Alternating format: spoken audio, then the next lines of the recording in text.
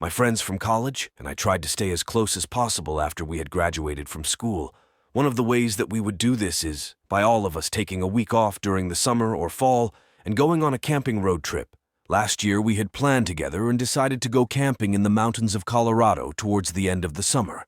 Once our flight landed, we purchased our rental car and we were off to the mountains for some camping. The second night that we were out there, we found a nice small camping area with individual lots.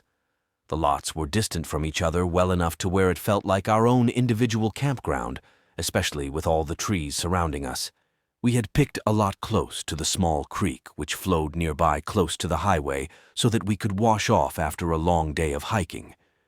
We set up our campsite while it was still light out that evening, so we wouldn't have to set anything up after dark once everything had been set up. We headed to a restaurant in the closest town for some dinner. We arrived back to the campsite after dark and were surprised to see that our tent flap was open and stuff had been moved around outside. There was nobody in the clearing of our campsite, but somebody had gone through our stuff. It was a disturbing scene, but we proceeded with our K&E. It was time to get some sleep soon, so we grabbed our towels and shampoo and walked the short 5-minute walk to the stream to wash off. The water was very cold, but it was still quite refreshing in a way. It wasn't until after we had all exited the stream and were drying ourselves with towels on the riverbank that I noticed something across the stream on the opposite bank. There was 100% somebody watching us, not wanting to alarm my friends and also not wanting to let the figure on the other side of the stream know that I had seen them. I suggested that we go back to camp on the walk back to our campsite. I briefly explained to my friends that I had seen someone across the stream from us in the woods. Between that and the incident of somebody rummaging through our tent while we were gone, it was decided that we would sleep in the car tonight. It was already hard to sleep and get comfortable in the car, and the added anxiety about the person I had seen by the stream didn't help either. The whole night I kept glancing out the windows, seeing if I would see anybody working around in the moonlight. At some point in the middle of the night, I glanced outside the car window and my fears were true. There was a figure crouching down by the entrance of our tent, slowly unzipping it. I watched in horror as the person quickly found out there was nobody in our tent, and then turned their head towards our car. The figure slowly disappeared around the back of our tent and began walking closer to the car. I frantically woke up my friends at the same time while reaching into the driver's seat to honk the horn. The honking of the horn was effective as we watched the figure leave the campsite and disappear into the woods. What will always stick with me from that night is how the figure we had seen didn't run away. Frightened, they calmly just stood up and walked away from us into the woods, not bothered at all that we had seen them. Nobody got any more sleep that night in the car as we stayed up and alert and paranoid that the figure would try to return. We didn't have any more problems for the last couple hours of the night until it started getting light out. We had planned on staying at this camping location for 2 nights, but it's needless to say we didn't stay there for the second night, even though we had already paid for it. We continued the rest of our camping trip, moving to a different campsite.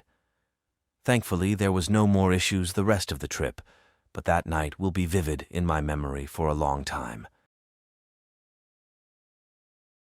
A couple of years ago, my brother bought a large piece of land out in the middle of nowhere, about 30 miles or so from cell phone reception.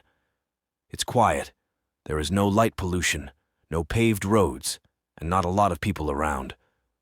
Shortly after he bought the place, 2 of my brothers, the landowner and another, me and our families spent a weekend camping on the land and doing our best to clean it up. People had used it as a dump, there were many downed trees, etc. On the second night we camped there, I woke up in the middle of the night to take a leak. As I was walking to the bushes in the dark, I realized that I could faintly hear music. This didn't strike me as odd because I knew my brother had a radio in his camper. I finished up and went back to sleep with no further thought on the matter. The next morning at breakfast, I mentioned the radio and music. Several other people recalled waking in the night and hearing music, but no 2 people heard the same music. Finally, the brother who brought the radio woke up. I asked him about the music and he seemed a bit freaked out. He woke up sometime during the night and went outside to smoke. He heard music as well and had assumed it was someone else. I should mention that he was the only one with a generator and a radio. It wasn't his radio we heard. It wasn't anyone else's either. I've been back several times, but I'm a bit freaked out by that place at night. I have fun while I'm there, but I'm almost always armed, and I don't sleep in a tent anymore. I sleep in my SUV with the doors locked. It may seem kind of dumb, but realizing that everyone heard different music when there are no people, no functional radios, and no electricity is quite creepy. A couple of years ago, a group of friends and I planned a camping trip in Yellowstone Park. The four of us had been camping multiple times in national parks before, but never one the size of Yellowstone. It was going to be close to a weekly-long trip of sightseeing and enjoying nature. We had planned out well the first couple of days of the trip, determining where we would be camping and places to see. After those first couple days, though, we didn't have much of a plan, and we had decided that part of the adventure was being spontaneous and going wherever interested us. The first part of the trip went well as we saw a lot of popular tourist attractions and had fun hanging out at night around our campsite. Towards the end of the trip, however, we were looking for a campsite to camp for the night and had a hard time finding one. We were in the stage of our trip where nothing was planned. It was already dark out late at night, and every campground in the nearby area that we visited was already full and didn't have any room for us. Eventually, we drove past an open lot area that had some scattered fire pits created with stones and looked like a good spot to camp at. The area wasn't online and didn't show up as a named campsite on Google Maps, but clearly people had camped there before. The area was empty, and we didn't see anyone, so we decided to set up camp there for the night. We had to set up the tent in the dark with flashlights.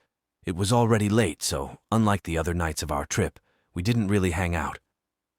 We just got into the tent and fell asleep relatively quickly. I woke up in the middle of the night. My friends had shaken me awake and quietly whispered that something seemed off.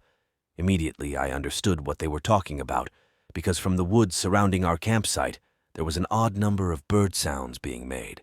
It was still the middle of the night and not close to morning. So really, there should have been no birds making sounds, but instead, there were multiple different types of bird sounds every couple minutes. As a group, we agreed quietly and without turning on any sort of light to exit our tent and check it out. We left the tent and ended up huddling right beside our car, which was right next to the tent since we had used the headlights for setting up the tent earlier, as we waited for our eyes to adjust to the dark and notice if we could see anything. The bird sounds got closer but then stopped altogether.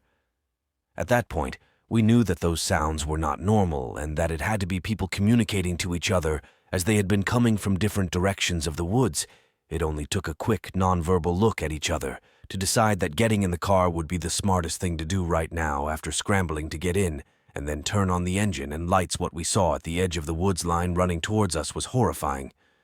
There were two men, humans, running towards us. I call them humans because I don't even know if they were men or women, because of how dirty and feral-looking they were.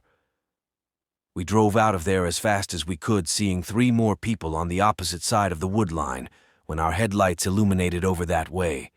We drove through the night all the way until we had made it out of Yellowstone Park, abandoning our tent.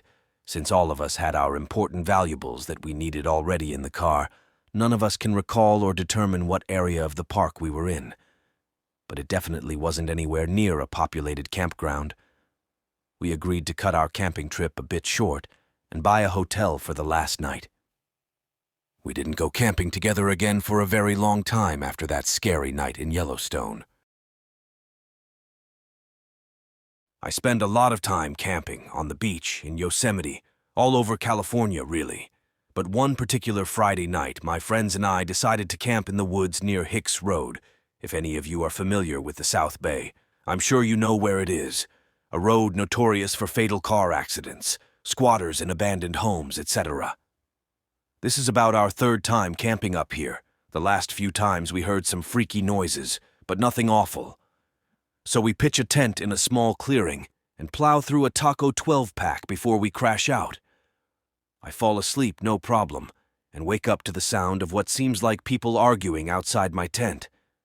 It was around 4:30 in the morning, and I stand up slowly and peek out into the darkness and just see a massive black mass move. Looking through the other tent windows, I see there is probably close to 6 or 7 other giant black masses. Once my eyes adjust, I finally know exactly what the hell they are. They're fucking wild boar.